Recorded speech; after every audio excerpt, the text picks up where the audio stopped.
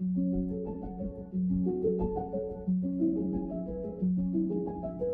the vast annals of Roman history, where emperors rose and fell like the tides of the Tiber, few names stir the imagination as violently as that of Caligula. His reign was brief, lasting scarcely 4 years, yet the shadow it cast upon the empire has lingered for 2 millennia. To the Roman people, he was first a savior, then a monster, and finally a memory so infamous that his name became synonymous with excess, cruelty, and perversion.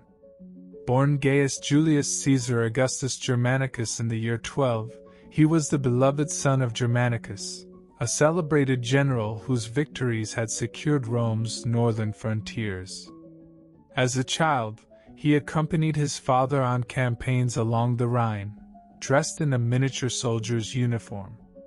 The legions adored the sight, calling him Caligula, Little Boots, after the Caligi, the sandals worn by soldiers. The affectionate nickname, meant for a boy, would outlive the man and become the label of infamy. When Caligula came to power in 37, Rome erupted in joy.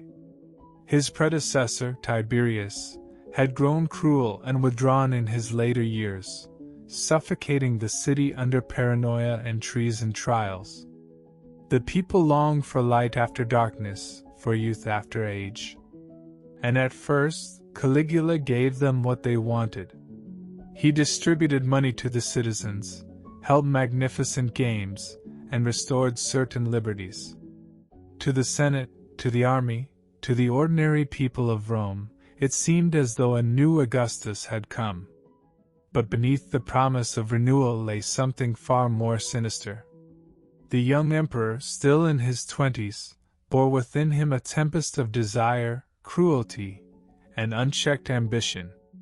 Whether born of illness, trauma, or simply the corruption of absolute power, Caligula's reign soon spiraled into a theater of perversion and terror.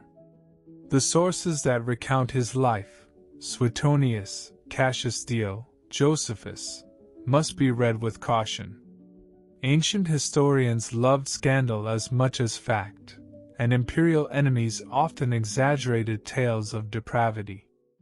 Yet even allowing for exaggeration, a portrait emerges of a ruler who blurred the line between man and God, between indulgence and madness, until Rome itself trembled under the weight of his appetites.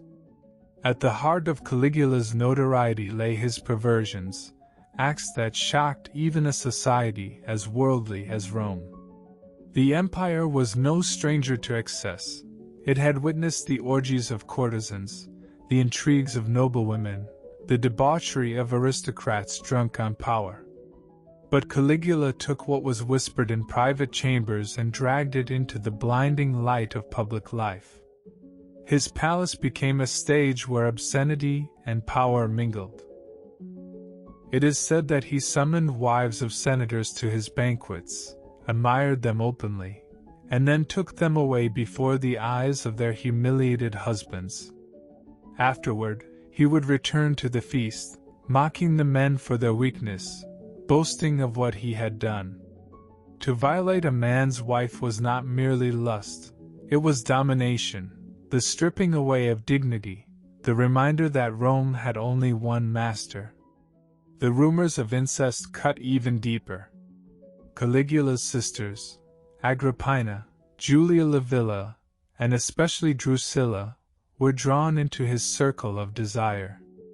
Ancient accounts claim he treated Drusilla as his consort, traveling with her, seating her by his side as though she were empress. When she died young, Caligula ordered her deified, a goddess in the Roman pantheon, and wept as though he had lost more than a sister. To the Roman mind, steeped in tradition and morality, such relations were beyond scandal, they were sacrilege. And yet, in the emperor's palace, nothing was sacred. But his perversions did not end with sex. They were entwined with cruelty.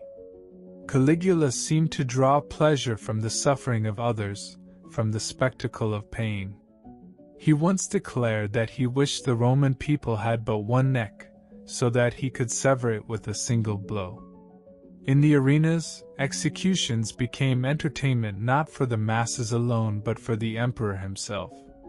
Prisoners, criminals, even the innocent could be thrown to the beasts on a whim, their screams rising over the roar of the crowd.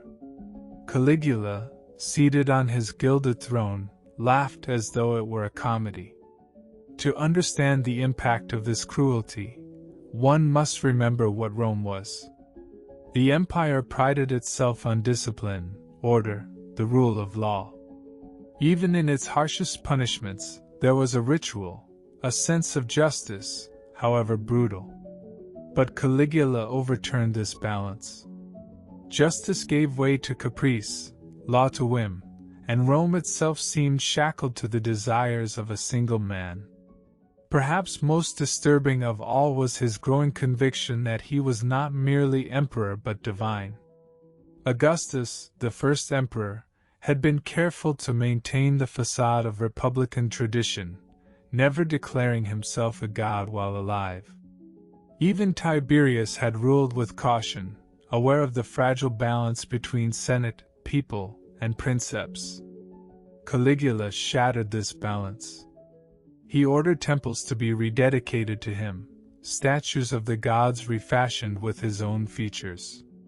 Senators were commanded to bow, not as citizens to their leader, but as mortals to their deity. The consequences reached far beyond Rome.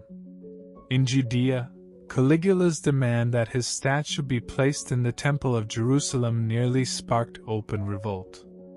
To the Jewish people, such an act was blasphemy of the highest order.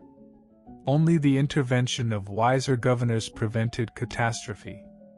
Yet the fact that Rome stood on the brink of war over one man's vanity reveals the peril of Caligula's delusions. His madness touched the absurd as well as the horrifying. His horse, Incitatus, was pampered like a prince, given a marble stable, an ivory manger, even servants. Caligula jested, or perhaps not, that he would make the horse consul of Rome. Whether sincere or mocking, the message was clear: the Senate was meaningless, its dignity reduced to ridicule by the whims of the emperor. For the ordinary people of Rome, life under Caligula became a mixture of spectacle and fear. He spent lavishly on games, gladiatorial shows, and festivals, draining the treasury to fund his excess. At first, the crowds cheered, intoxicated by the grandeur. But as taxes rose and extortion spread, the joy turned to resentment. The empire's wealth, built over centuries of conquest, was squandered in mere years on debauchery and vanity. Caligula's Rome was a city in chains. Senators whispered in private, never knowing if the next sunrise would bring favor or execution. Noble families saw their daughters paraded as concubines, their sons reduced to pawns. Soldiers who once bled for the empire now watched in uneasy silence as their leader donned the mask of a god. And for the common people, the streets were filled with rumors, each tale darker than the last. Was Caligula truly mad? Or was he merely the product of a system that gave one man absolute power? Modern scholars debate whether illness, perhaps epilepsy, perhaps the lingering effects of a fever, unhinged his mind. Others suggest that he played the part deliberately, wielding terror as a weapon.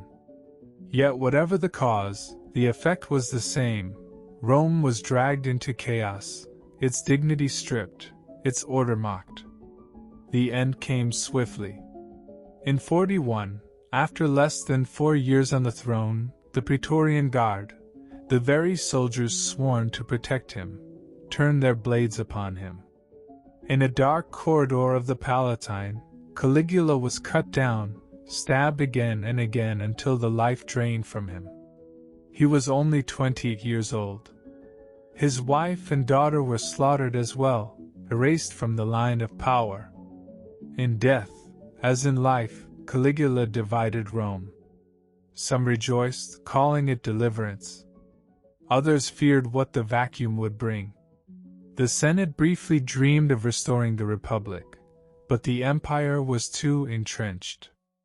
Claudius, Caligula's uncle, was soon raised to the throne, and the machinery of autocracy rolled on. Yet the memory of Caligula lingered, a cautionary tale of what happens when unchecked power meets unchecked desire. The question that haunts history is how much of the legend is true. Did Caligula truly sleep with his sisters, or was it slander? Did he really plan to make his horse consul, or was it satire?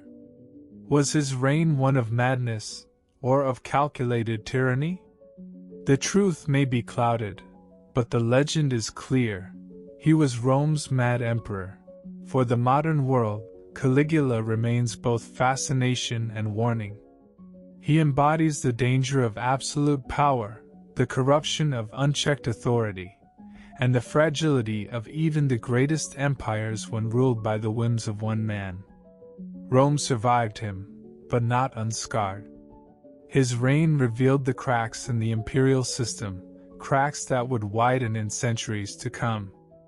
To walk the ruins of Rome today is to tread upon stones that once echoed with the footsteps of emperors. Among them, Caligula's shadow lingers, darker than most. His name has become a byword for excess, his life a grim reminder that civilization is never more than one ruler away from chaos. He promised Rome a new dawn, and instead delivered a nightmare. He wore the purple not as a symbol of service, but as a license for indulgence. He played God, and in doing so, reduced men to nothing. His reign was not long, yet in those brief years he managed to turn the mightiest empire of the ancient world into a carnival of obscenity and fear. And so, history remembers Caligula not as a builder, not as a conqueror, but as a destroyer of dignity. The boy once loved by soldiers for his tiny boots became the man who trampled Rome beneath them. His legacy is not marble arches or triumphs of war, but the whispered tales of incest, cruelty, and madness.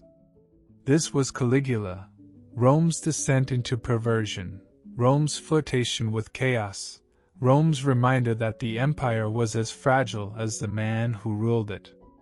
His life ended with daggers, his body broken in the shadows, but his story endures, etched into history as one of the darkest chapters in the saga of power.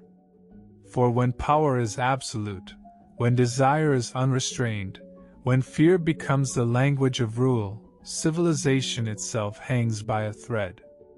And in the year 37, that thread was placed in the hands of a young man called Caligula. Rome never forgot, and neither should we.